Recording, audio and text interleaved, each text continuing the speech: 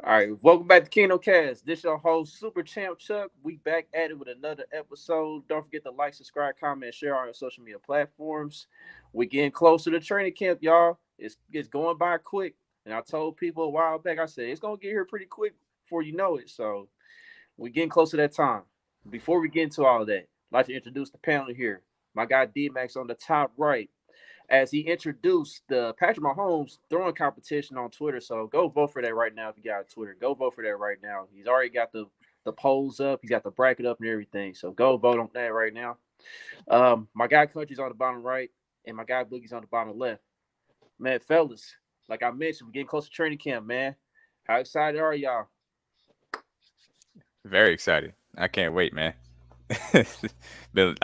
Everybody feels like they're starving for football, dog, and I'm gonna get a chance to be out there in training camp this year, first time in a very, very long time. So I'm looking forward to it.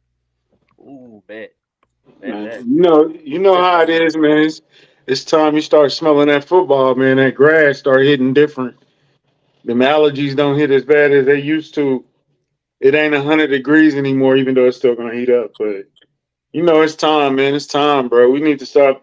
We got into an argument over wide receiver 7 and running back 4 the other day. I know it's time for training camp now. When you start talking them conversations, which is a good thing, but when you start having them conversations, you ready for some football. For real. Into that. Yeah, it's gonna be good to get some football finally, man.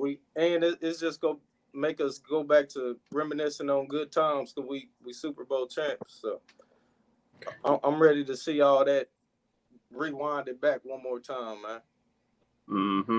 And we actually get to wear our Super Bowl gear to training camp this time. We didn't get to do that last time. So Yeah. thank God Got- there's no pandemic. Knock on wood. I'm knocking on wood right now. So Get to celebrate it right. Hey, thank Don't God. can bring. I ask a question? Can I ask a question? Sure. And it's totally off subject, but what's the difference? I know we won Super Bowls. I know we the team to beat now, Mm-hmm. but fans are just extra on pushing Chiefs Kingdom on everybody. What happened? Do we feel like we still disrespected as fans? Do you feel like you still disrespected as a team? Like, because there's so much anger and so much pettiness. If you say anything sideways about the Chiefs, it's going to be a long day. It's going to be a long day. It's going to be a long couple of days until somebody says something else. So, where is as fans, and we're all different type of fans. You know what I'm saying? So, what do y'all feel like it is that's different now than back when we couldn't talk in 2012? Like it wasn't nothing worth talking about in 2014, 2017. You know what I'm saying? But what's the difference now? Why do y'all feel like it's so quick to chop your head off? Well, I think that just comes with the price of winning now. I mean, we're in a news cycle pretty much every day now when it comes to NFL talk, and we got the target on our backs. So I mean, people are coming to knock our heads off. So I mean, that's one thing that's different about it. Yeah, but were the Patriots like this? The Patriots talk. They didn't really talk crazy. They was just like, "Hey, kiss the rings." Like, what are y'all talking about? Like, why are y'all even talking to us? Are we like worse than them? Or are we starting to become the New England Patriots? We do got a lot of new fans though, man. We do got some Mahomes fans now. We Hmm. Everybody definitely. wasn't just Chiefs fans. It is cool to be a Chiefs fan now. That's That's facts. for sure. Facts. And Patriots fans. Look, for majority of my life, Patriots fans were not the most fun people or pleasant people as well, because they could always throw the rings in your face. So now it's our turn. It is what it is. But this off season, I think a lot of people, most people, have kind of been giving us our respect and trying to ease off, and those that decide not to, they got the smoke for it. So it is what it is. I'm having fun with it Ooh, personally. here's another point though. We won the Super Bowl last time we had COVID, right? Hmm. So we Hmm. didn't get to talk. You really couldn't talk. Then we lost. So, we really couldn't talk. This is the first off season we've been able to talk. That's For very real, true. for real. If you think And about it, I think also like a kind of underrated part of it is it's different when you win one. And what's up, Air Chief? It's different when you win one. One gets you into the club. It's cool. You did it. Nice. When you win 2 in 4 years, then it's you like, popping oh, bottles in the VIP section. yeah, you actually run the entire league now, and that's a different level of understanding, and people have to deal with it. So the first one was like, oh yeah, Chiefs, cool. You guys got your first ring in 50 years. Nice, nice. Yeah, y'all can stay over there. No, now you got 2, and y'all know what the deal is now. Yeah, And when people start throwing around that D word, it's different, man. It is. It's different. I just was curious because it's a little crazier than it normally is. Like it just went up another notch, and like if you say anything foul towards the Chiefs, like if you ain't got us in the top 5 of everything, even stuff we ain't good at, if you ain't got us in the top 5, it's like, bro, what are you doing? What are you trying to say? You know what I'm saying? So stop playing with us. Basically. Pretty much.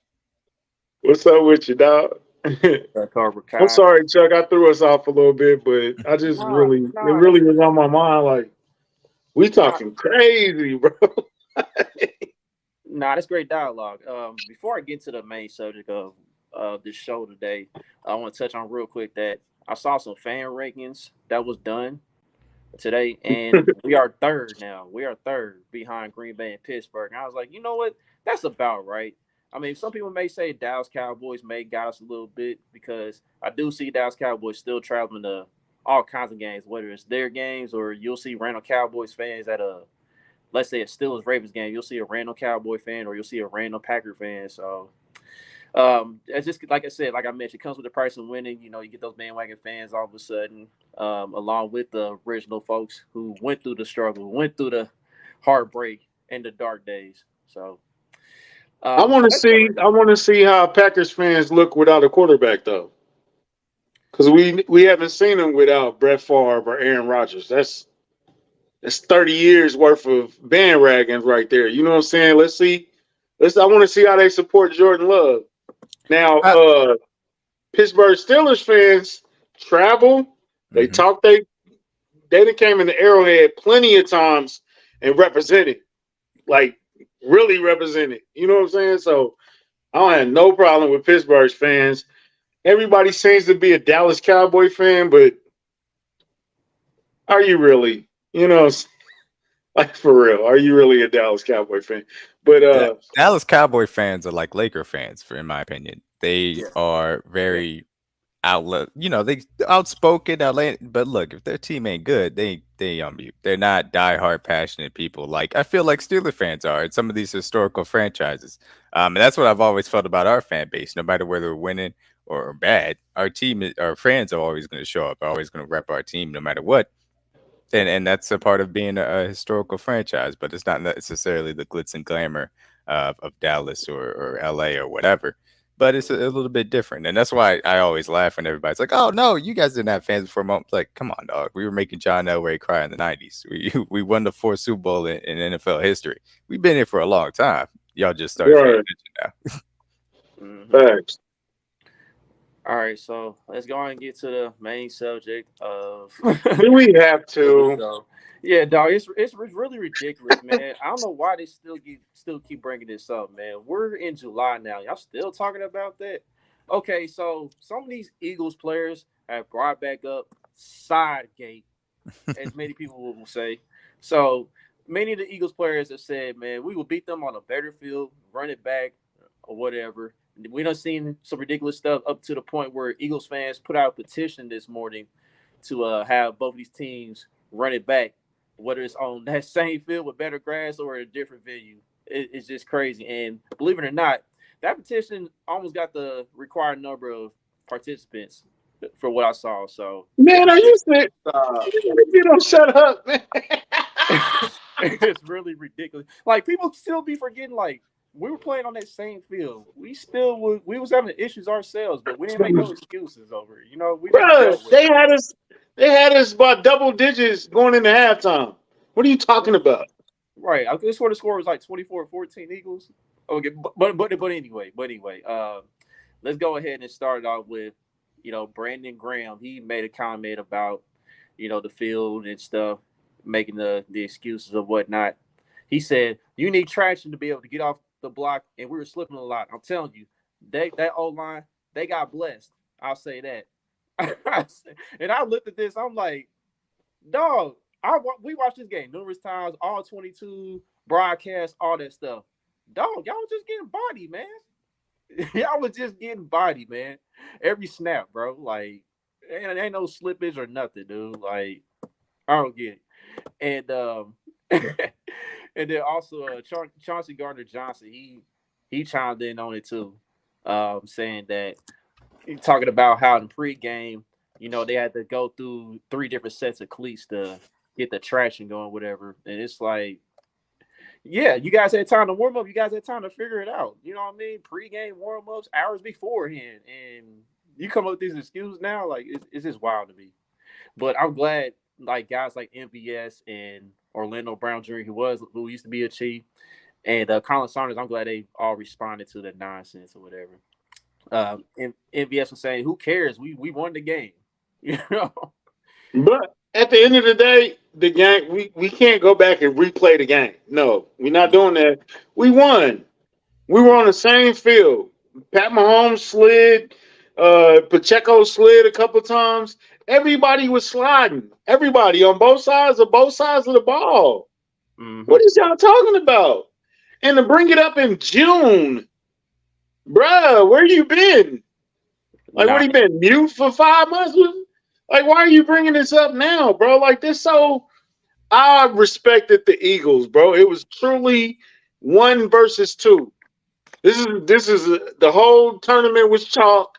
The people that were supposed to be in the Super Bowl made it to the Super Bowl, right? We all agree? Mm-hmm. Yep, absolutely. So it was 1 versus 2, bro. Like, y'all had the historical defense. We respected y'all. Wasn't too much trash talking. We love Jason Kelce. Y'all love Travis Kelce. We was just both in the middle. We both had respect for each other. But when y'all do this, now it's like, man, why did we have all that respect for y'all if y'all gonna be crying and bitching 5 months later? You feel me? Like, how dare y'all cry and bitch about that? You know what I'm saying? Like, what are y'all talking about? They sound like our AFC foes, man. But this continued with Chauncey Gardner-Johnson. He said, if that's the case, we should have played on Arizona original grass. Like, I guess the grass you normally play on during the season.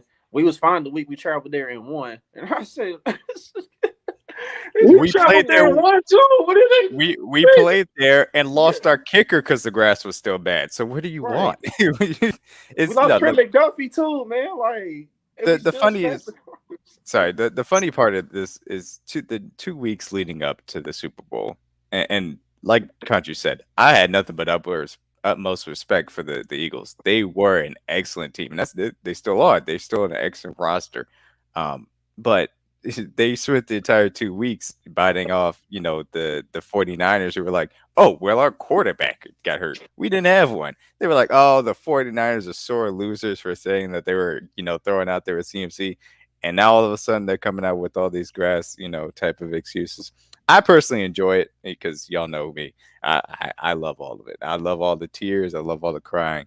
I enjoy it because at the end of the day, you're not taking away over there, that ring right there. Not taken away. It's still here. So it doesn't matter to me. Mm-hmm. Yeah, it's crazy. It's like bro, it's just because it was so much respect. It was such a gentleman's game back and forth. It was like, yo, y'all a good team. Nah, y'all a good team. Like, yeah, then towards the end it became, well, y'all ain't played nobody like us. And that was true. You know what I'm saying? It is what it is. And we hadn't played the defense like y'all either. They didn't want to believe that we didn't, that all of a sudden that they hadn't seen an offense like ours, or that we couldn't handle great defense. Like, no. They had the 85 Bears, remember? Right. The historical sack numbers, like, dog, we do this to top defenses. Y'all better bring that offense. And they did, to their credit, but it wasn't enough. It's good, but it's not enough. And another thing people forget is that we were second. We were second in the NFL. Like, it wasn't historical, but we were second in the NFL with sacks. Like, people forget that. But I love the Hey, what did response. Colin Saunders say? So- Yeah, I was about to get into that. Here's some of the responses from the Chiefs players, right? All right, here's what Colin said. Colin said, "Man, I swear he ain't lying. We would at least have 4 sacks at the grass been legit. No cap." Shaking my head. Guess we'll never know. Guess a shout out to Kanye on that one. And then Orlando Brown Jr. He broke this down perfectly. He said, "We talking about grass on the biggest stage. Y'all rush plan was to win with games when rushing for with a mix of man and zone, thinking that shit was getting home. On top of that, y'all rush 5 with cover 1 and a splash of cover 3. Let's not act like the field helped me stop a bull rush. I got to get cleats in the ground to stop it. If anything, it helps y'all." So, and that comes from Orlando Brown. Yep. The people that the offensive lineman that get scrutinized the most, or got scrutinized the most. So that man it's bad because, like I keep going saying, bro, like we respected Philly, man. You respect Brandon Graham. We respect Chauncey Gardner-Johnson. Yeah, whatever. He's a mercenary. I respect Bradbury. I never liked does. CJ. He talks rubbed me wrong a in New lot. Orleans. He does He that. does. He talk a lot. You know what I'm saying? Cool. But he's the Patrick. he bring it though. He bring it. So Bradbury, AJ Brown, like y'all had people that we respected. You know what I'm saying? And like I said, during the whole week, it was respect, mutual admiration on each side. Bro, for y'all to come back 5 months later still bitching, bro, that's so weak, bro. That's lame. I expect that from lesser franchises, man, in the Midwest. or on the East Coast. But that's neither here nor there. I wonder though if it's Where you got it. No. I do wonder if it's, either they're just mad about it, obviously losing, and they should be, but it is what it is, or they feel like they truly missed their chance to win a ring and they don't know if they think they're going to get back there. And either one would be fair because it is very difficult to get back. But this is the thing. You can't show that type of doubt. So I don't expect Philly to meet us in the Super Bowl next year with this mentality that they have right now. Because they still stuck on this game. Mm-hmm. You gotta let that should have been out. Y'all should have been flushed all that out. You know what I'm saying? When we lost to Tampa Bay, by the time training camp came around, we was ready to get back at it. We weren't still bitching about Tampa Bay. Like we did what we had to do. I mean, Pat did the Superman throw. He throwing at people helmets and all that. But after it's over, what can you do? Ain't nothing to do but get better and come back and get it again. And we came back and won it again. You can't keep bitching about what happened 5 months ago. So Philadelphia right now, they're going to the season still mad at that game. They're not going to be what they were last year. They're not. They're gonna take a step down. This is the beginning of a Super Bowl hangover right now. They got it already. Sorry, Philly fans. Because we do respect y'all. Why would y'all do this to us? Why would y'all put yourself in this position to face the brunt of our wrath? Come on, y'all know we petty, bro. Come on, stop it. Yeah, and it hasn't gone well for quarterbacks who appeared in their first Super Bowl and they lost. Like it's really tough to get back. Like the numbers are in your favor when you lose your first Super Bowl appearance. As far it's as been two people, Elway and Brian Greasy, I think, or Bob Greasy. Bob Greasy, his daddy. It wasn't even him; it was his daddy. So, yeah, that goes to another team out there too that been talking, and they still bitching over games that happened 5 months ago too. Yeah, so the last 16 quarterbacks to lose their first Super Bowl have not gone back since. Six in history of the 34 who have lost the Super Bowl that did make it back was, like you said, Elway, Greasy, our man Len Dawson, R.I.P. Craig Morton, Fran Tarkenton, and Jim Kelly, who went back a few times, never won. All the five. Never. Okay. Yeah. Right. So these not bum quarterbacks. You know what I'm saying? Like this ain't Dave Craig. Shout out to Dave Craig, but these are great quarterbacks. that got there and then couldn't get back to the top of that mountain. You know what I'm saying? Or got back to the top of the mountain and still couldn't win it. Jim Kelly went 4 times in a row. 4. I still look. I ain't going that far with Philly. I still think Jalen Hurts and how weak that NFC is, they can get back. But they gotta let it go though, man. They gotta take this L. Our defense had to make plays. Their defense just didn't make plays. I mean, Bolton was slipping. Everybody was slipping. We still made plays when we needed to. They didn't. That's all it come down to. And maybe if Jalen Hurts had held onto that ball, then hey, it could have been a different story. You never know. But hey, it's part of the game. Or if they count Nick Bolton fumble recovery, that too. You know what I'm saying? Which, bruh, that was a bad call. That was a fumble, bro. That was a fumble. I we all agree that was a fumble. By the letter of the law, I don't think it was a fumble because they have a very technical thing about you have to create a football move and stuff. I don't think it was a fumble. But if you're saying if you're at like the 1980s, that's a fumble every time. That I agree with. But by these rules, we're playing the what if game, though, man. But to me, it looked like he turned upfield though after he took 2 steps. It looked like he was turning upfield when he got. I'm like Rondo. Hey, where was his energy when they was up 24? You know. Because and another reason, y'all coach was on the sideline talking big shit the whole time. He was talking big. Nick Sirianni? We all heard the mic up. We all heard the mic up. He was talking crazy the whole game. Appreciate you know what I'm saying? So I agree, Jordan. Thank you, Jordan. But yeah, no, Nick, Nick, he was doing the pointing on the sideline. He was feeling himself. Get out the field, get back down there. He was just saying stuff, and it was like, okay, But when we got down by 10, you already knew. It was like, okay, we got him exactly where we want him. Right where we want him. Y'all should have went up 14. Don't ever go up 10. Go up 14. Go up 21. Don't ever go up 10. Don't go up 24 either. Texans learned that the hard way. Oh, yeah, man. The funny thing about it, though, is all my family's around. They're like, oh, why aren't you more upset or more bad? I'm like, we got another half of football to play. 10 points is nothing. I'm relaxing. We're fine. Don't worry about it. We've been there before. We were there the last time we won the Super Bowl. We was down 10. We've been here before, man. Yeah, so right. And for Pat to come out damn near perfect in the second half. It was no, as bad as that field was, and he did slip multiple times. People did slip multiple times. He was perfect in that second half. Mm-hmm. Yeah, and that's another thing. People talking about Patrick Mahomes' numbers in the Super Bowl and all that, and including this game. I'm like, dog, the Eagles have more possessions on offense. We literally had a defensive touchdown. The defense literally had to go right back out there to try to stop the Eagles' offense, man. So, of course, the stats are not going to look as impressive that y'all wanted them to look, but Mahomes played good in that Super Bowl. If you look stats at and not this everything. Exactly. But this is the thing, though.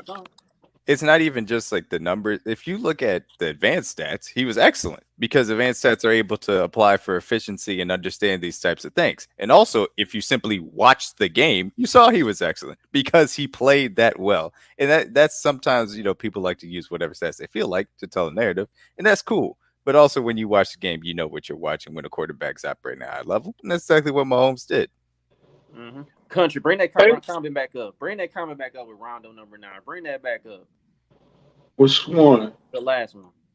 Oh, right, Rondo. Yeah. Yes, I didn't see one Chiefs player complain when Patrick was running for his life in that Super Bowl with D3 offensive linemen. So get out of my face, Eagle fans. That's all I'm gonna say. Get out of my face. The Eagles players get out of my face. Excuses.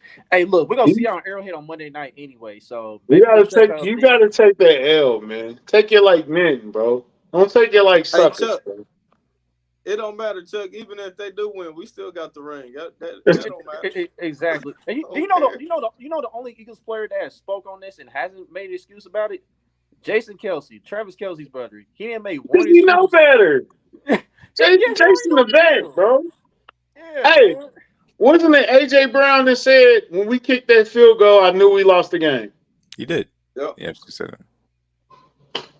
He been there before though. Because they know the boogeyman is on the other side. Like he knows who's on the other side. Right It's gotten to that man. point. They're like, oh man, well, this isn't gonna end up well. The boogeyman. That sounds like a graphic. Be careful, Boogie. Boogeyman. It sounds like a graphic, but I'm just warning you right now. And D-Mac, I'm so glad you put up that all 22 at the end of the game because, fans, they still crying about that pass interference and all that. When you saw that Darius Slay at the bottom of the screen was also holding pass interference himself. So, I had to look it up. I was like, I never actually watched what else was happening on that play, and so the fact that somebody mentioned that they might have just had everybody just hold. He was right. Darius Slay had both his arms wrapped around MVS at the top of his route to make sure he couldn't get off. So I guess that was just their strategy, and they hope for the best.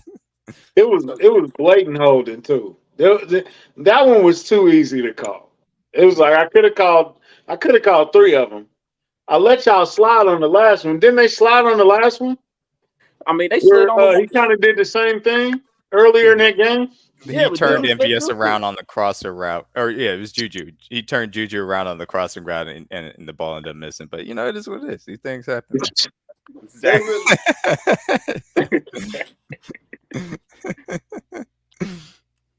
It is excuses come after the fact. The ring stays forever. That's a simple end of it.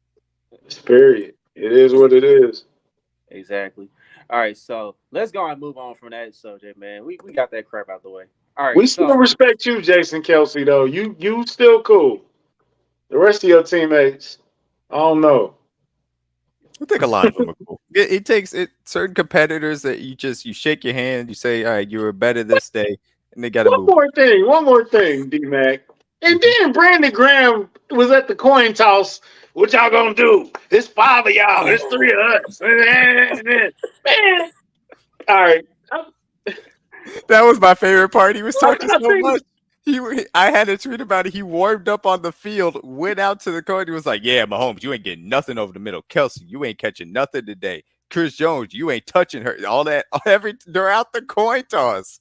And then he was talking. Like, bro, okay. And Chris Jones, God bless you. God bless you. May God bless you. May God bless you. And it's funny he said they were blessed because. Right. Comes full circle, dog. I'm sorry, I thought of that. Just like, man, when he talking joint during the coin toss, like. Anyway, next subject. All right, so the debut of the NFL All-Under 25 team was revealed today. All the guys that are 25 years old and under there that are in the NFL, and 3 of our guys made the squad. So 2 on the offensive line, Creed Humphrey and Trey Smith, they made the squad, and then Nick Bolton on the defensive end and linebacker made the squad. So we had 3 Chiefs up in there. So I want to go down to the whole offense before I get to the defense. So for the offense, it was Trevor Lawrence. I'm sorry, this computer was jacking up. Okay, Jonathan Taylor, Breece Hall, Justin Jefferson, Jamar Chase, Pat Freiermuth, CeeDee Lamb at the flex, and then you got Tristan Wirfs, Andrew Thomas, our guy Trey Smith, Elijah Vera Tucker, and our guy Creed Humphrey to round out the offense. So, I mean, what did you think about the entire team in general? Any complaints? No, not really. I thought they did a pretty good job. I thought, Creed and Trey definitely deserve to be the center and guard combo. I think Nick Bolton is definitely the best young middle linebacker as far as the game is concerned. So, no complaints over here. Yeah. What was the defense? All right, so defense, it was Aiden Hutchinson, Jalen Phillips, Jordan Davis, Christian Barmore, Micah Parsons, Nick Bolton, then Sauce Gardner, Patrick Surtain, the second, Talona Hufanga, Kyle Hamilton, and then the flex guy, which is probably the slot corner, Tariq Woolen. Mm-hmm. Yeah, I was thinking Trent McDuffie might crack that list. That's a hard secondary to crack, though. He might not be 25 by the time he cracked that list. Who you got? What you say? Sauce, Tariq, and then who else? Patrick Surtain. And PS2. Yeah, it's gonna be a hard list to crack. He can be better than Woolen. next year. I truly do believe that when he gets his regular allotment of snaps and he's healthy. I truly do believe that because he's that special of a player. So hey, I think he can be on the list next year. Okay. Yeah, Anybody else you see making that list though? What about Cook? Y'all think Cook could be a runner-up next year? That's who I was just about to say. You know, he could be. I mean, you look at Hufanga's tough. Kyle Hamilton, he's pretty tough himself. But you know, he got a chance. But we look at them two safeties, those two specific guys right there. They games are just on another level right now. But that's not me saying Brian Cook can't get to that level. It's just it might be tough to crack. But we'll see. You got some years to do it. Who else? You think George or Felix have an opportunity to crack that? I think George might be able to do it something because look, Jalen Phillips, yeah, he's been producing like 15 and a half sacks with his first 2 seasons. That's not bad at all. But I feel like George can be a little better than that. And next year you might be able to see him get double-digit sacks or he'll get close to it. That's all I feel about it. How many sacks did George end up with? 5? 7.5. 7.5. 7. Oh, okay. 7. Okay. Yeah, I go ahead. No, I was gonna say the thing about George is George wasn't just sacking the quarterback. When George wasn't getting to the quarterback, he was leading the league in batted balls. He was active on the field. You know what I'm saying? So if he get that and he start getting the sacks, yeah, he might be able to crack that list. It's tough because Jim said, "What about Leo?" Go ahead, D-Mac. I'm sorry. No, you're good.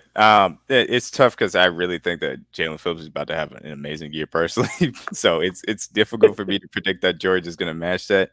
But I think that George, as far as our team is concerned, I mean, look, he was better than I thought he was going to be year one, and I only expect him to get better. The fact that we've discussed it before, him working with Tamba Ali and the such, I think that he's going to come back even better for his sophomore season. And double-digit sacks in his future is not out of the realm of the possibility if that hand fighting, the technique continues to develop. So I'm very excited for George, but that list may be a little bit difficult to crack for him. And Leo is not probably going to get the snaps even necessary to be considered. Yeah, right. Yeah. And it's only 2 linebackers, dog. I feel like Parson and Bolton gonna be there for a minute till they get past 25. Yeah. If Leo make that list, he had a hell of a year. Right. He had a year of all years. Or somebody got hurt that shouldn't have got hurt. No, not to say he's not playing bad. He's not playing bad. Leo but to crack that list, yeah, he's gonna have to have a hell of a year. Leo actually played a very key role in the Super Bowl, the way that we were able to shut down the running back aspect of the Eagles' run game. He is going to be very good in his role. It's just not going to be an expansive role. What about your boy, Bud? What about old Sky? No, I can't do that.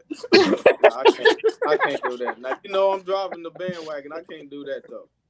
What? I can't do that. Nah. I'm about to say Jennings and Jamar Chase, they holding it down for a minute too, unless they. What about that was only CD was the other one, right? That was the third CD. I think CD could be in some trouble. I mean, you got Chris Olave there. I was about to say Olave and Wilson. One of them is going to take CD's spot because also CD and I think Jamar. No. Justin, I think, is also going to graduate out. So Justin and CD will be 25 by the time they would do this next year. So I guess those 2 spots would be Olave and Wilson. And even though I love Sky, he's not going to make that list over them too. Right. Yeah, I can't see. So anybody on offense? What about Wanye Morris? I hope potentially. I don't. We gotta see how he looks. Yeah, we gotta see. I mean, I'm trying to think of who young and who will be able to crack that list. Do y'all think Isaiah Pacheco had nobody else drafted that good? Yeah, I think Isaiah Pacheco can make it at some point. If he's healthy, absolutely. If he's healthy. But I think Jonathan Taylor going to be coming out that list. Jonathan Taylor had a bad year last year. Yeah, Taylor's going to be 25, but Bijan Robinson is sitting there, so that's going to be difficult for him. Yeah. See if Brees comes back, so it's not going to be easy to crack it. But if Pacheco's healthy, and he can have double-digit touchdowns, he could have 12. He could have 1,000 yards on the ground, another 200 in the air. So it's not like it's out of the realm of possibility. It's just about if he's healthy. So I'm what not other sure teams Andy had Reid gonna multiple let him players? make that, bro. What do you say? I'm Huh? sorry. Go ahead, Book. Say, Book. I'm not sure Andy Reid's gonna let Pacheco make that. I mean, well, shoot, I mean, Kareem Hunt won the rushing title his rookie year. So I mean, hey, but D-Mac, I already know how you are on Bijan Robinson. Yeah, you know, I like Bijan a lot. Yeah, he's going to get a bunch of volume in for Atlanta. He's going to produce. So it is what it is, you know. Mm-hmm. All right, so let's go ahead. Speaking of running backs, let's go ahead and touch on that as our next subject. Okay, so like Country mentioned earlier in the show, in the group chat, we've been discussing like what are the Chiefs going to keep four at the running backs, or we're going to keep an extra wide receiver or two on the active roster by the time cut day is. So, to me, I think I'm gonna lead. I lead towards four running backs, but I'm gonna ask y'all this, man. Do y'all think they keep four active running backs on the active roster when cut days arrive? Because we have been hearing the hype about Denarius Prince and how he's gotten better, and Clyde's coming back from injury. You know, people are still down on Clyde, even though Clyde was doing his job in the red zone. You know, given the circumstances before he got hurt. So, do you guys see them keeping all four active running backs on cut day? Who wants to say it first? I expect them to. Personally, I have them in my 53 roster projection. I have Denarius Prince securing a roster spot as of right now. I think it makes sense based on what Tope said about him being kick returner. He is Isaiah Pacheco insurance, the way that he runs very hard in between tackles. It makes a lot of sense for him to kind of be a backup in that role. So from that aspect, from him being able to play special teams, I think it's certainly within, you know, I think that's what's going to end up happening, especially now that you don't have a fullback on the roster. Having four running backs makes a lot of sense. It's gonna come. Well, you know, speaking of the rumor mill, you know, D Hop has resurfaced again. You know, so it depends on Okay. Because what's I more like important? I like how that sounds. Now we talk. What's more important, wide receiver 7 or running back 4? Like The way they said that Denarius Prince reminded him of Nile Davis and how he runs, I'm like, okay, he gonna be our kick returner because that's what Nile Davis did when he first got here. Mm-hmm. So, can we stop with the? y'all Can still we trying to stop, trade Clyde? please? Y'all still trying to trade Man, Clyde? stop it, man. I still think it's possible. Trade him for what? Y'all, what is he worth? A conditional pick. It's not like they're trying to get something from him. They're just trying to get rid of him. But you had plenty of time to get rid of him. I seen this. Nobody knocking on your door for Clyde, bro. Like, yeah, but I seen this team keep Ronald Jones for 17 weeks for no reason at all. You know what I'm saying? So I don't no. But maybe that uncertainty. His salary is not no. What do you no? It's not even that high, is it? It's not even that high. Like, look, man, Clyde's gonna be on the team in some type of capacity, dog. Like, y'all just gotta have to deal with it, man. right? Sure. Because I think it was mentioned in the chat too. Like, I feel like they're gonna save up McKinnon more so in the second half of the back end of the season, like they did last year. And don't forget that Pacheco's hurt right now. Yep, that too. He just had shoulder. So he's in recovery. McKinnon, we love McKinnon, but he was injury prone. He's still a smaller guy. He's 31 now. You know what I'm saying? Let's not get carried away with McKinnon. I think Clyde is your vet. He's your vet option. He's your Le'Veon Bell. He's your who else? Shady McCoy. He's that type of option right now. Okay. Yeah, I mean, look, he was fine earlier on in the season last year. There's no reason. Man, cut all of them and bring Kareem Hunt. Please don't do that. Oh my gosh, we're doing that again. Come on, man. No. Please. We're back to it. Go. Everything. I'm joking. But no, cutting Clyde is not. I don't think that helps you. I agree. You're But saving do y'all think the uncertainty 500,000 with the maybe. receivers would make you keep more running backs? There's plenty of competition at wide receiver. Like, there's plenty of guys. They just young and names that you don't really hear about. But you just saw last year, like, we had a bunch of those guys on the active roster, and they played a big role in certain situations in certain games throughout the season and in the playoffs. So it's been proven that Patrick Mahomes can make anybody better.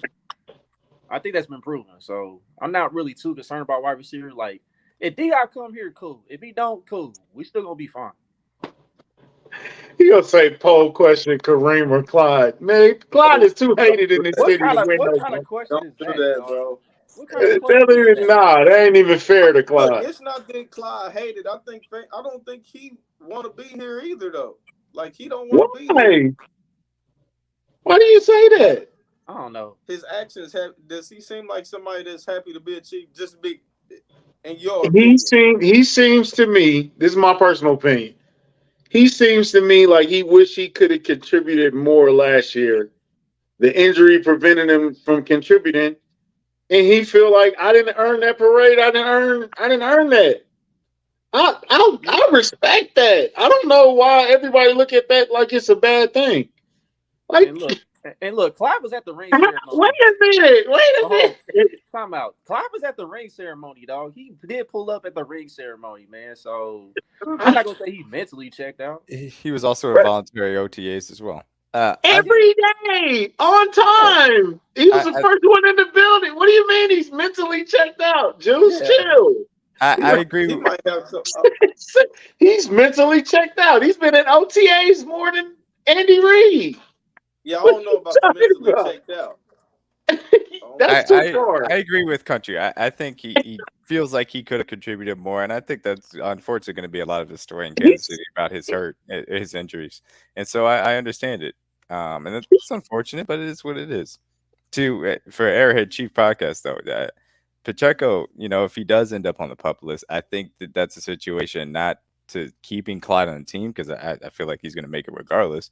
But that situation, I think, would make them bring in another running back for sure. I think that's when they would go and look at in these running backs if they feel like Pacheco isn't progressing as fast as they want to. That's Lord have mercy. Look, Zeke. I'll take Zeke over Clyde.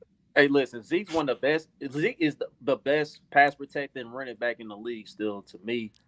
But look, I don't know if there's any room for him. He got to be cheap. He's still out there. Yeah, that's the thing.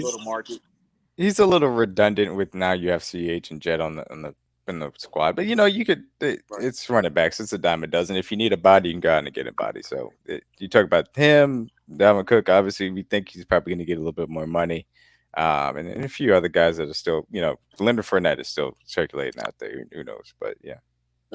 So what did y'all see about Prince that oh my God, the Nerd Prince? What have you seen it or have you just heard it? Because I ain't seen it.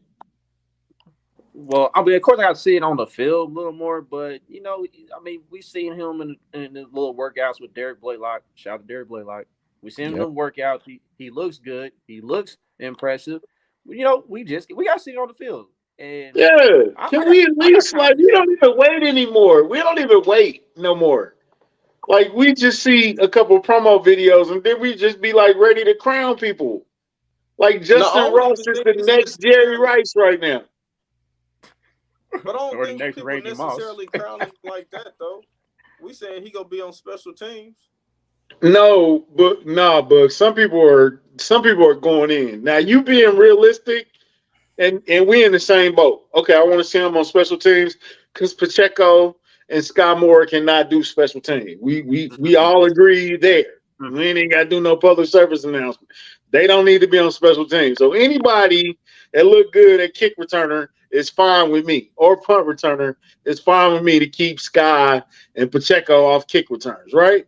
So I'm there, but they talking about he's going to be the running back, and he's going to be the second guy up. And it's like, where have you seen?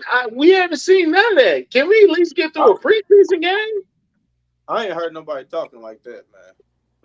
I've heard a few people, being really excited about him. But yeah, I mean, he seems like he has an athletic profile that makes sense for what they're looking for as a backup to Pacheco. A guy, like you said, has kick returning experience. A guy that Toby obviously very much likes on kick return as well. So it seems to be like it makes sense for him to make this roster. But like you said, I'm not going head over heels until I see until I see the pads come on and we see what he's able to do in live game action. But let a veteran get cut and we'll see.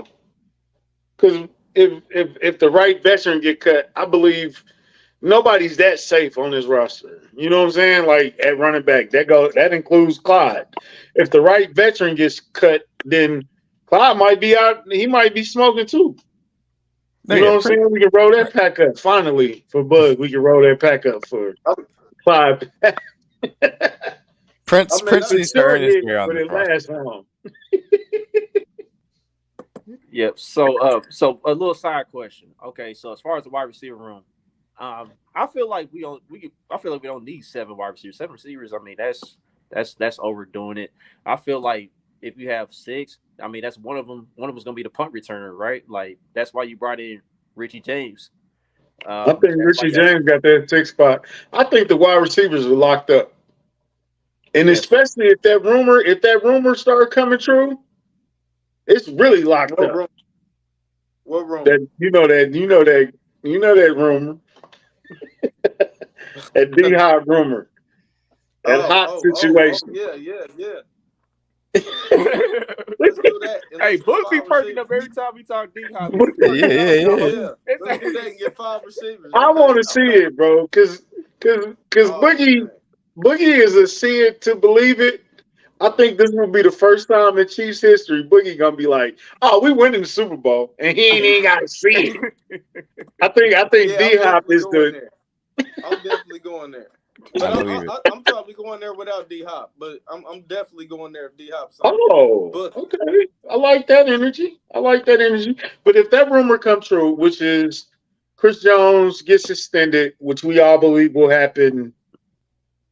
We count down before training camp, or whether it's at the beginning of training camp. Yeah. I think he'll get there. 2 to 4 weeks. It's something about deadlines that make. It's not an official deadline, but I think training camp is the deadline. You know what I'm saying? So that should get done. When that gets done, you have a little extra money. You have an extra cap room. Maybe you knock the Snead domino down.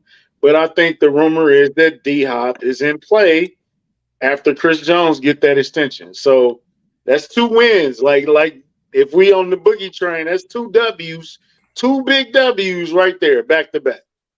Mm-hmm. So I believe it can happen because he ain't signed nowhere. And then if you look at the quality of the opposition that want to sign him, when New England is the best option, that's bad. Yeah, because like early in the week, I mean, I saw the rumor with them in regards to them getting D-Hop and Dalvin Cook in New England. So that's the latest one I saw. But then until this rumor was brought up today. Now, wait a minute, Chuck, because Dalvin Cook said, "I want to go where D-Hop goes." So in that situation, bye, Clyde. It was nice knowing you. Thank you for coming. I'm sorry, bro. I would get Clyde. I would help Clyde pack if Dalvin Cook was coming. I don't think that ain't gonna happen though. But yeah, I don't think Cook would accept being in a committee or whatever. You want somewhere they can get real carries, and so I don't think he would accept that. But I don't think DeAndre Hopkins is coming here, and so it is what it is. Dalvin Cook would be the man, bro. Like if he came, I don't know, bro. I'm not the biggest. You don't think he would pass up Pacheco? Look on the surface. I like Pacheco now. Look on the surface, yes, Dalvin is still good, but the injury history, man, that's the one thing with him. It's a little bit about that for me. He's lost a step in terms of his explosiveness. I think that he's still a good pass catching running back, and so from getting rid of CEH from that standpoint, it would make sense. He kind of. I think that Dalvin could come in here and be a part of a committee, but I wouldn't be like, oh yeah, he's gonna be a great back here. Not personally. But that's just I'm not the biggest Dalvin Cook guy. So.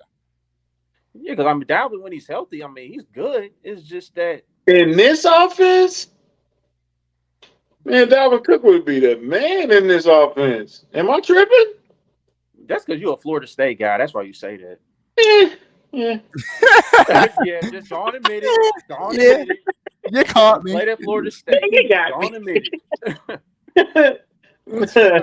No, yeah, I cut Clyde with precision if Dalvin Cook came through the door. So I Would you get rid of cut Clyde for McKinnon D-Hop? almost to that. go ahead, Would you Book. cut Clyde for D-Hop? What kind of question is that? Absolutely. What? Clyde for D-Hop? I mean, come on, man. Let's What not kind of ask question is crazy that? Come questions. on, Book. Are Come on, you saying? Obviously. Are you No. saying like to get D-Hop on the team, you would have to cut Clyde and then like sign Cook, or are you just saying just cut Clyde because you need the roster spot? Both, either one. Okay, yeah. I mean, I do either one. I just didn't know which one you were talking about. All right, so just before we go on to the final for the final topic of the night, so the wide receiver room right now, do we agree that is Tony, MVS, Scott Moore, Justin Watson, and then the fifth spot, it's Richie James. Richie James, since he signed, he got the contract, and then for the sixth spot is open, right, between Justin Ross, John Ross, and No, that was 6. You named 6. Yeah, wait a minute. Start over. Hold on. Tony, MVS, Sky, Rice, Watson, yeah, and Ricky Rice. Yeah, I forgot about him. And Richie James. Richie James. Richie James. I think there's 6 wide receivers. Those 6 I think are locked into this roster. To be honest with you guys, I think those guys are locked in. Unless How locked in is Watson? I think they get. I know Locked. people. The 2-year deal is kind of a iffy 2-year deal, but he was getting legitimate snaps last year for this team. They trust him on special teams. Yeah. They like his role here. I think he was brought back for a specific purpose. See, y'all cutting Clyde for people that don't even play running back. Like, that don't even make no sense to cut Clyde. They on Clyde's head top, But- man. But D-Mac, man, yeah, dog, like, I lost my train of thought for a sec. But Who else? Like, unless, how good would Justin Ross preseason and training camp have to be to get past Watson? He would have to go off because you're saying that you now, and obviously this is putting aside the possibility of 7 wide receivers on the roster, which I think they could finagle, but that's not something that Reed's ever done. But you would have to be so outstanding in preseason to show that you can make a real impact at wide receiver and not just have like 200 yards. You would have to be like a 500+ yard player that Justin Ross would have to show. And then you could say, okay, well, he's worth losing the special teams value of Watson and what he can bring to the table. Yeah, I'm about to say, I agree with you on the special teams role because I've been saying it for a minute as to why the Chiefs brought back Justin Watson. Like, he still has special teams value because I remember we played with the Buccaneers and he was mainly on special teams and he played a key role in their special teams. So he solidified our punt returns last year when he was just fair catching it. Shit, we needed it. We needed it at the time. All we needed was somebody to catch the ball. Just please catch the ball. I'll tell you what. This is how Justin Ralston could make the run. Justin Ross. He got to be second string. I would get as close to Blaine Gabbert as I could, so I could be his number one target in preseason. Because I think Shane Buechele, Shane, I don't even know how to pronounce his name. Yeah, Shane helped Justin Watson get on the roster because when they were playing together, that's the only person he threw to. Yeah. So I would get as close as I can to Gabbert and Shane. And hey, man, just give me the ball. Just let me do my thing. Please let me show out because he would have to show out to make this roster. Big time. To beat Watson out. Whitson. To beat Justin Watson out. Can't say his name. But yeah, he would have to show out. Like, that boy good. Every game. Strong agree on that. All right, so the final subject of the night. Boogie looked like Boogie had a disagreement with this one when we was in the chat this morning. So what happened? PFF. Shout out to them, even though I really don't like their website, but shout out to them. They named the top 10 defensive play calls in the NFL per at Tampa Bay Trey. So that's Trevor. I don't know how you pronounce his last name, but yeah, shout out to Trevor S. Shout out to him. Okay, so number one, they put Bill Belichick, but they put his son there too. So they put the Bill / Steve Belichick. It was like, come on, man. Like, just go ahead and say Bill or Steve. Just pick. Just say Belichick. Yeah, don't say Steve. Just say a Belichick, man. All right, number 2, Lou Anarumo. Number 3 is Vic Fangio. Number 4 is Dan Quinn. And at number 5, our guy Steve Spagnuolo. At number 6 for the Giants, Don Martindale. Number 7 is Raheem Morris from the Browns. Number 8 is Brian Flores from the Steelers. Number 9 is Ejiro Evero from the Panthers. And to round out the top 10 is Steve Wilkes from the Niners. So, Boog, I'm going to direct this to you, man, because you kind of had a disagreement with this. So, which one of these guys you think is over Spags? Where do you think Spags should be at on this list? I don't think Spags is top 5. I definitely would have had Flores over him. Y'all think he's top 5? Just based on on what he's done throughout his tenure, whether it's with the Chiefs or whether it's with the Giants, like, you won 4 Super Bowls between those two teams. And, like, yes, regular season, okay. Like, he ain't had a top 10 defense overall here yet. But, like, he's gotten, like, top 15. Yeah, he's had some top 15s. But, like, in the playoffs, man, like, that's when he really does his best work.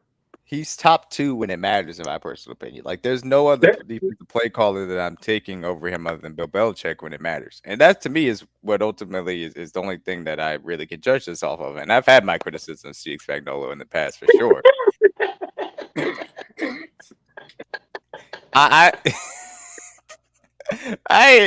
Whoever made that initial comment, dog, awful person, just a terrible human being. But I love him. Awful human being. What's up, Lonnie? Spagnuolo, he when he comes down to the playoffs, he understands how to attack offenses in a very specific manner. Whatever their weaknesses, he understands how to go after them. And that's why I think he's a very good defensive play caller. And that's why only Bill Belichick, to me, would be ahead of him. And it's shown, like Chuck said, when you have 4 Super Bowls, it's not a question about it. It shows in the ring. Can I rank him 10 during the regular season and then 5 during the playoffs?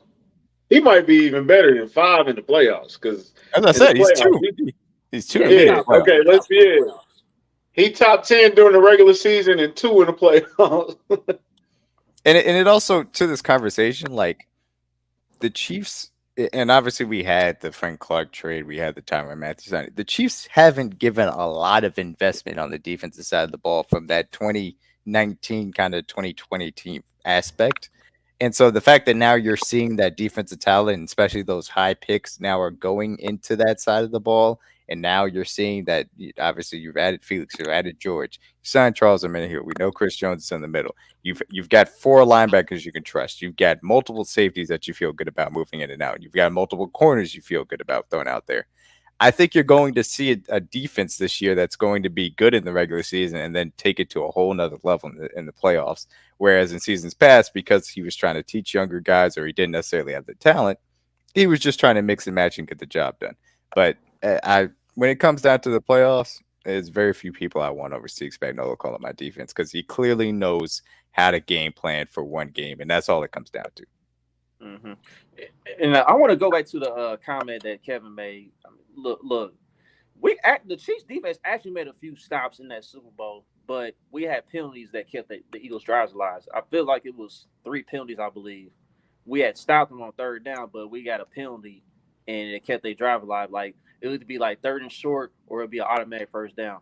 And on 3rd and short, they went to that quarterback sneak. So, also, the Eagles are an amazing team. Like, they have an elite offensive line. They have 2 excellent wide receivers. They have a top 5 tight end. They have a quarterback that is one of the best in the game and gives them a run advantage with his legs. D-Mac, it was the grass. It was the grass, D-Mac. It was the grass. There's only so many things you could take away from a team. He took away the running back run game, which was important, and they got the stops that mattered to me. there's only so much you can do from a defense aspect in the modern NFL, and especially against that great of a team. So for me, I thought Spags did a solid job, especially in mixing up coverages for as young as that team was as well, and that matters. So do y'all think Spags is a head coach after this season? No, that's No. so. I think the league Nah. has kind of pretty much agreed that he's better as a defensive coordinator, and for us, that is excellent news. That means he's not going anywhere. Yeah. Stick in your lane, Mm-hmm. Spags. You not. Yeah, because He can go to college. He can't go to NFL. Because I know D might remember his stint with the Rams, for a little bit, it was and bad. it didn't go well at all. Not at all. It's not pretty. Speak And look, of what you Like you said, said, this is the some most they had invested in the defense in the offseason. So, Mhm. and with the draft too. So the last two drafts and free agency wise, they invested a lot in the defense. So we all are expecting a bump in Steve Spagnuolo this year. Pause. He should be top 10 at least scoring. He's always top 10 in points, but scoring yardage wise, he should be top 10. Like we should be a top 10 complete defense across the board. yeah, Is that 10's gonna crazy, be tough, Blake? man. I'm not saying it's crazy, but I'm not gonna be mad if they top 15. Top 10 is gonna be tough. Yeah, and it's also part of it is the way that we play is that also matters, and the teams feel the need to just score as much as humanly possible against us because obviously that's the only way to win the game. So that also can sometimes skew those stats. The way I think this team can be top 10, I do believe this defense has that possibility because of the three levels that they've had talent at. Where they really need to be better at, they did not take the ball away during the regular season well, and that needs. And they did it well in the playoffs. They did do it well in the playoffs. And so that part needs to carry over into this regular season. And that should put them into the top 10 for sure. Tranquil. We need them picks, man. Okay, so here's a question, side question. During the regular season, do you believe that, okay, offense ain't got it today, defense going to have to do it? Do you believe in them in the regular season? Okay, here's my thing with the strategy of Spags. I think I figured this out now because the one criticism of Spags so far during his tenure here, whatever is that the defense normally starts out slow in the first half of the season, but on the back end of the schedule, that's when they get better. But I feel like it's kind of a strategy because I feel like at the beginning of the year, Spags don't want to put out too much on the film, and then he saves like his best stuff for later on in the year, the games that are like, or the big games that are like tougher or like the back end of the schedule just to get into that form, to get into that rhythm before heading to the playoffs. So he does the same thing Andy Reid does. It's all about making sure that you're ready and peaking at the right time. And so I expect that to carry over. But I still think this team has enough talent to where you don't necessarily need to show a lot to still be able to be a top 15, top 10 defense at the end of the season. Hey, but this is what I want to do. I want to see, and this is why I would re-sign Snead too. I want to see that last 2-3 weeks of the season where Snead was allowed to follow and move, and Justin Reed was allowed to be more comfortable in the defense. I want to see that defense starting in week 1. You know what I'm saying? We don't have to wait till week 15 to pull it out against lesser teams and try strategies and all that stuff. I want to see that defense come out week 1 ready. You know what I'm saying? And then you add your guys in, then you work Felix in, and then you do what you got to do. So, or put Charles all over the line and move him and switch him, and Chris is outside these times. You know what I'm saying? So, I'm curious, man. I'm curious to see what he do, like, because this is the most we ever given him to work with. Mm-hmm. Go ahead. You know what I'm saying? Like, for real. Mm-hmm. Because usually it's like Spags, hey, baby, do what you can do. I'm going to give you 30 points. Can you stop him from, you know what I'm saying? All you got to do is stop him from getting 30, Steve. That's all you got to do. You know what I'm saying? And that's all I'm going to help you with. So it'd be nice to have a blowout every once in a while. I know Pat said he liked to keep it close, but it'd be nice to shut a team down. It'd be nice to shut Indianapolis down because they shouldn't be on the field with you anyway. Or Houston or Denver. You know what I'm saying? Where we make them look like they have a chance. and they shouldn't. Kevin, that is exactly what I was trying to say. Kevin, thank you. That's gonna be tough. Week 1. It's That's gonna tough. be tough. Not saying that's easy either, because they offenses are paid all around the league, but And they got a really it good would offense. be nice to have some double-digit scores. Right. The last time we went up against Jared Goff, he was with the Rams and both teams scored 50 points. I hope we don't have to deal with that again. Like, let's not do the 50-50 game again. It was exciting. It was fun, but yeah, let's not do that again. But man, we actually played defense in that game. We had picks, we had strip sacks, both teams. we had defensive scores. That's the funny thing about that game is like everybody's like, oh, it was an offensive explosion, but it was also randomly defense was also played during that game. Right, you got everything in that game, literally. Everything in that game, bro. That is the best game I've ever seen in my life, bro. I know we lost the game and people disqualify for that, but that is the best game, bro. Oh, it's definitely up there. Definitely the best regular season game I've ever seen. Man, because Patrick said, I am not dying today. We were down by 10, at least 3 times in that game. Mm-hmm. Double digits. Mm-hmm. If it wasn't for Orlando Scandrick, you bum. She booed me. Interception go right? How could the interception go through? If you got your hands like this, how could the ball fit through that? We got to ask Darrell Williams that. The other thing about it was it was also kind of cool that it was in the Coliseum. I don't know why. Like, it just kind of gave it a little bit of different atmosphere. Like, I don't think the game would have been as fun if it was at SoFi, but that was a nice little backdrop to the game. Yeah, I agree with you on that aspect too. So, but yeah, man, let's go ahead and wrap this up, man. Let's go and wrap it up, fellas. Let's get to the sponsor and get up out of here.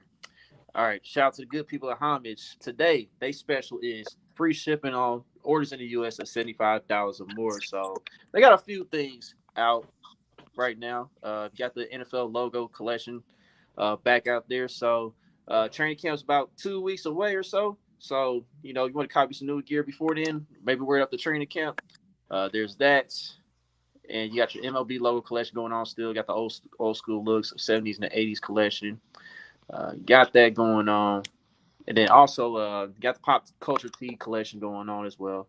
And then Homage got their regular go-to collection going on as well, to where like you just shop from there, pick something out. It's like a plain t-shirt, or like some shorts, whatever you just want to throw on, whether you want to wear it as pajamas or you want to go work out or just whatever, just something just like lounge in. So go ahead and copy some gear and pay homage.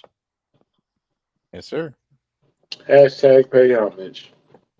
All right, so with that being said, fellas, is there anything else y'all want to tap into before we get up out of here? So the rumor is if the Rams don't come out blazing, they're gonna be willing to trade Aaron Donald. Word? Y'all believe that? You heard that rumor today? It would make sense. It would make sense, but we'll see. I mean, it kind of depends. Cause like, didn't Aaron Donald say he only had like a certain amount of years left? Yeah, I mean, he's not gonna play that much longer. If he doesn't want to, at least it doesn't sound like he wants to. So, right. Boogie, what you okay? They crazy if they trade Aaron Donald, man. But maybe they would do him right. They wouldn't just trade him to any team. But damn, no, we can't get him until we pay Chris Jones. If that's what you're saying, no, cuz. No, he's not. We're not trading for Aaron Donald. I can guarantee you that. Not that would be very scary. That'd be crazy. Pay 95 first. Absolutely. Mm-hmm. Who's gonna be that one surprise that we see on the roster? Every time it's cut day, it's always Marcus Kemp that pops up, and you're like, why do we keep Marcus Kemp? You know what I'm saying? Like, who's gonna be that guy? Who's gonna be that head scratcher? Does Clyde count? I'm tired of y'all picking on Clyde. Everybody wants to get rid of him so badly. I guess it's him. So it's talking about as far as the guy they get rid of or the guy they cut. No, I think it's always Every time we do it, it's always that one guy, and you're like, why is he on the roster? that type of guy. That's a Dang. great question. It's Justin Watson. Dang, we on my book, man. So Because it's usually like Marcus Kemp. Yeah. Shout out to Garrett Dieter. So It's usually one of those guys, and I think the fact that this is a very difficult answer or question to answer is a testament to how deep this roster is. Like, there are very few spots up for grabs on this roster because it's a championship level roster. It has a lot of young talent on this roster. It has a lot of veteran talent on this roster that are set and shown that they can play certain roles. And so I think that's why it's a very difficult question to answer, because it's not that's a good thing. there's no Marcus Kemp on here that's just here specifically for special teams that doesn't necessarily show that he can do anything on offense, even though that Mahomes will make him work in the AFC Championship game if he needs to. But we've seen Justin Watson be effective on offense. We've seen Richie James be effective on offense. We've seen these guys be effective in roles outside of just special teams, so it's difficult. Who's the Fresno State guy? If I don't know, Juice. Juice, you got to Google that. I don't know. If I remember correctly, it might be Isaiah Moore, but I have to double check to make sure that's who I'm thinking it is. No, that's so. So are we doing bowl predictions, Chuck? Are we going to do that before training camp or during training camp or before the season? Yeah, we'll do that. We'll do that at some point for the season. Okay. Because I was about to say, my bold prediction is Richie James is going to be way more utilized wide receiver wise than special teams. That's your boy. That's my cousin. That's my cousin. Sir. James Game. I know who it is. It's Nico Remigio. Yes. Yeah. He could surprise Nico Remigio, a wide receiver from Fresno State. He's a really good returner. Mm-hmm. He's a really good returner, and he can play wide receiver. So there's a chance if he shows out, he could find his way onto the roster. But again, that kind of comes down to the wide receiver conversation, which is very difficult to crack. We'll talk about it. Yo, go to Kingdom Cash, go to our main page, go to the Twitter page, vote on the polls, vote on the throws, Mahomes throws from 2023. Please go vote. We need more votes. It's not looking right. So this is just the first. These are just the qualifying rounds. This is not even the top. It's not even the top 15 throws. It's just the ones like the final four. It's like the play-in tournament, right? We got to get the 12 through 16 seeds in here because I was going through them and I was like, yo, there's way too many great throws. So we'll have some of these throws that you guys may be like, oh, why is this throw here? It'll be there. Don't worry about it. Chuck, are you typing? Because we can hear that.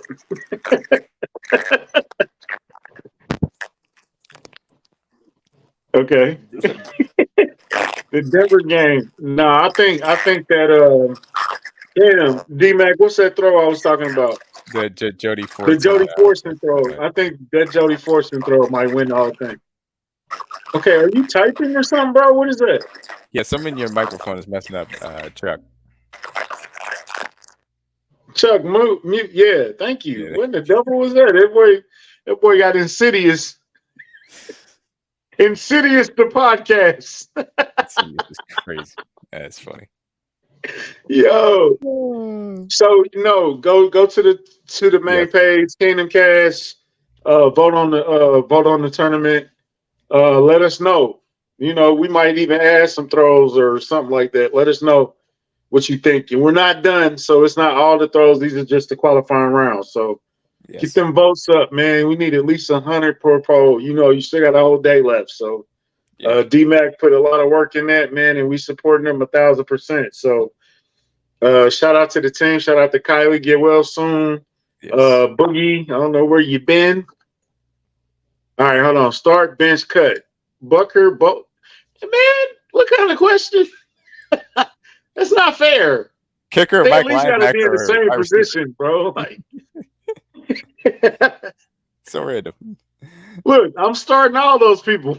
I'm starting all of them. That's a very good point. Starting all of them. we gotta wrap this up because I know Chuck going through it over there, not be able to talk, man. Yeah, we gotta get it. So Kingdom Cast, man, thanks for your support. Thanks for the love. Keep like, share, subscribe, go vote on the Twitter poll.